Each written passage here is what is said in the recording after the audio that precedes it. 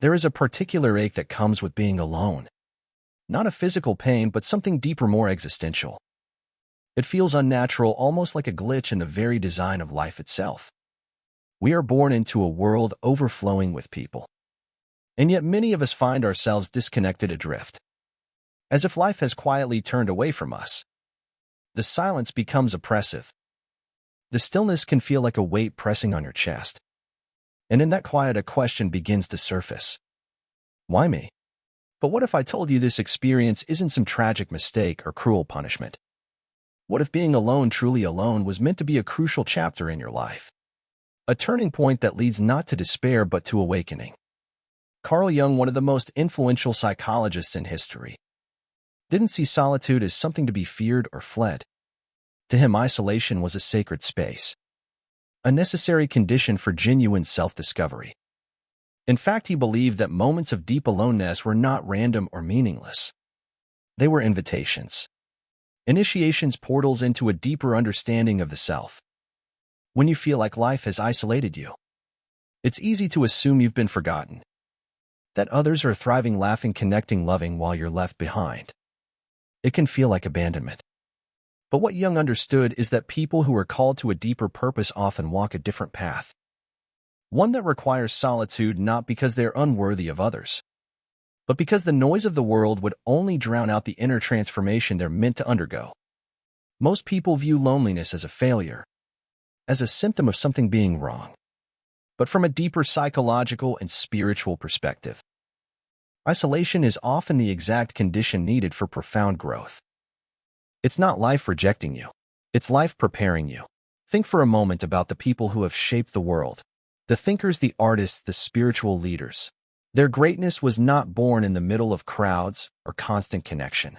It was forged in quiet and separation, in moments when they had no choice but to look inward.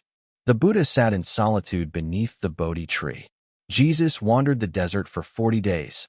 Jung himself retreated into deep reflection, documenting his inner experiences. These were not passive retreats. They were deliberate confrontations with the self. Why is this necessary? Because transformation rarely happens in comfort. You don't evolve when you're surrounded by distractions. True change occurs in silence, in discomfort, in the confrontation between who you think you are and who you truly are beneath the layers. If you find yourself in a season of isolation, consider this. Perhaps you're being prepared for something that can only be discovered in the absence of noise. Something powerful and uniquely yours.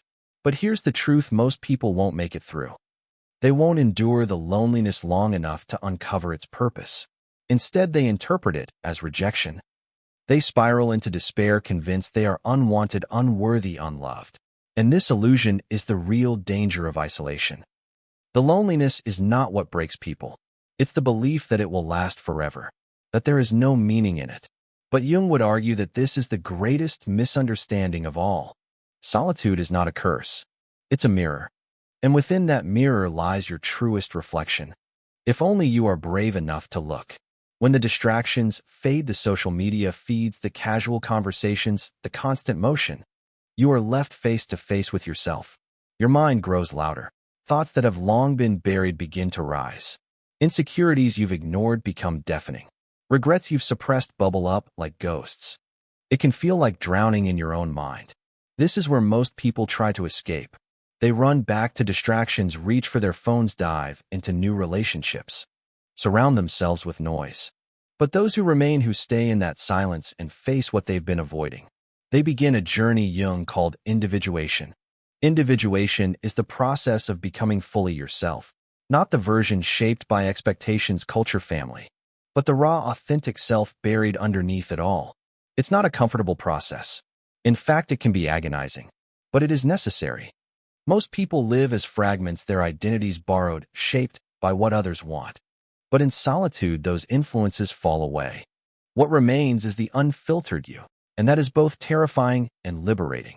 The reason solitude can be so painful is because it forces you to confront the truth. It's purification. The pain is not senseless. It's sacred. It burns away illusion, clears the fog, strips away everything that is not truly you, and in its place something new begins to emerge. Still, many people reject this process. Instead of seeing solitude as an opportunity, they see it as a failure. They convince themselves they've been left behind. They feel cursed, they fall into bitterness, wasting this rare chance by trying to escape it, rather than listening to what it's trying to reveal. But Jung had a warning for those who cling to suffering. Don't identify with it. Don't build your identity around pain. Yes, pain is a teacher, but it's not meant to be your home. You're supposed to learn from it, not live in it. The more you resist the silence, the more it controls you. But when you embrace it, lean into it, sit with it, something incredible happens. You start to hear your true voice beneath all the noise. The ones who emerge from solitude, change, stronger, wiser, more self-aware, are not the ones who fought it. They are the ones who surrendered to it, who used the time to reflect, to unlearn, and to remember who they were before the world told them who to be.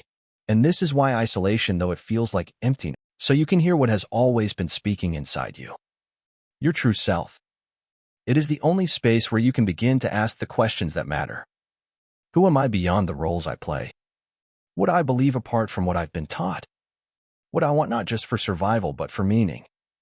Carl Jung believed that the unconscious mind, the hidden reservoir of our desires, fears, instincts, and forgotten truths, becomes more accessible when we are removed from external influence. In the quiet, the unconscious speaks more clearly, not in words but in feelings, dreams, memories, and sudden insights that seem to rise from nowhere. These are not random. They are messages, clues from your deeper self.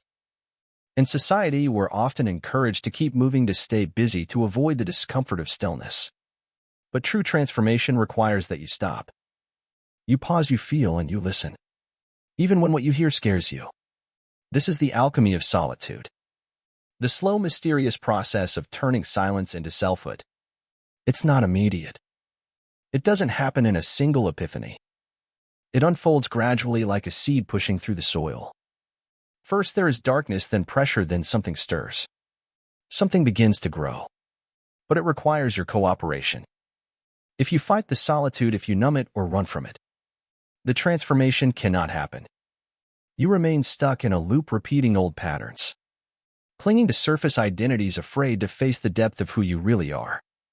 Jung's idea of shadow work becomes essential here. The shadow is everything we've pushed away about ourselves. Traits we dislike, emotions we suppress, truths we pretend not to know. These parts of us don't disappear. They wait in the dark. And when we enter solitude, the shadow steps forward. You might feel anger you didn't know you were holding, sadness you've kept locked away for years, guilt, envy, fear. It can be overwhelming. But Jung taught that integrating the shadow, making peace with these parts instead of denying them, is the key to wholeness. So solitude, if embraced with courage, becomes the arena where this integration takes place. You begin to reclaim yourself piece by piece, painfully, powerfully. Most people think happiness comes from avoiding pain. But Jung understood that real peace comes from understanding it, from facing it, from no longer being afraid of the darker aspects of your psyche. Because when you can sit with your pain, listen to it, learn from it, it loses its power to control you. And something remarkable begins to happen. Clarity emerges.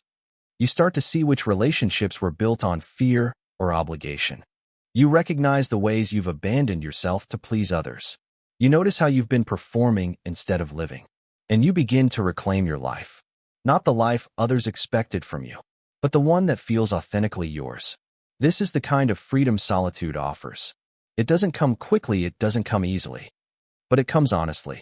In this quiet space, you may rediscover passions that once lit you up, before the world told you they weren't practical. You may hear your inner child, not the wounded one, but the curious, playful, creative one whispering again. You may remember dreams you left behind because they didn't fit the mold.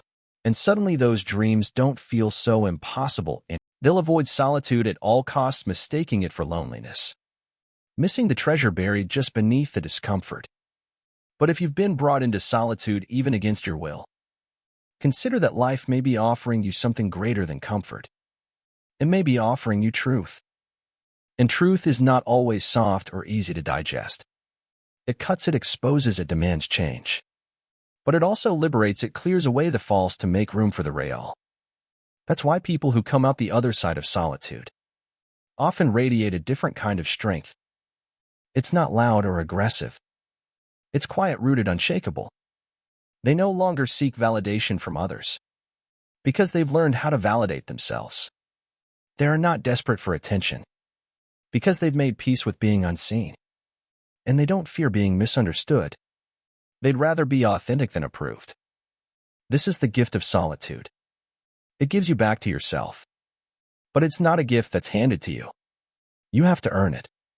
You have to sit through the nights when the silence feels like it will crush you. You have to face the thoughts that haunt you. You have to cry, sometimes rage, sometimes break open. And then only then, something new begins to take shape inside you. A stronger you, a clearer you. Jung once said, "People will do anything, no matter how absurd, to avoid facing their own souls. But those who do face themselves, not just once but repeatedly with honesty and humility, they become something rare in this world. They become whole." So if you find yourself in a season of solitude, don't rush to escape it. Don't fill it with noise. Don't numb it with distraction. Instead, listen, feel, breathe. Trust that this space, as empty as it seems, is fertile ground for something extraordinary to grow. Something no one else can give you. A deep, unshakable relationship with yourself. Because in the end, that's what solitude is really about. Not isolation, not punishment, but reunion with the self you were always meant to become.